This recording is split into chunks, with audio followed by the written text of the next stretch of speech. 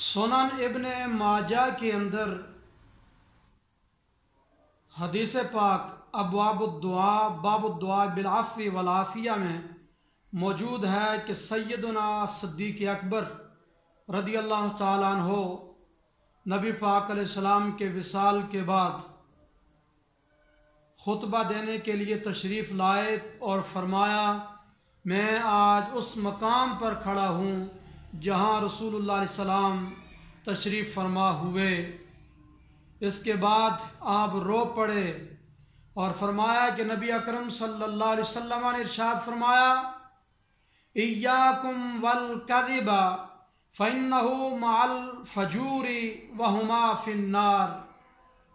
इरशाद फरमाया हुज़ूर अलैहिस्सलाम ने कि झूठ से बचो, क्योंकि झूठा और बदकार ये एक साथ होंगे और ये दोनों जहन्नुम में जाएंगे। तो बदकार और झूठा हुज़ूर अलैहिस्सलाम ने इन दोनों को जहन्नमी करार दिया। फरमाया ये दोनों इकट्ठे जहन्नुम में होंगे, लिहाजा झूठ से बचें वगरना इसकी सज़ा जहन्नुम है।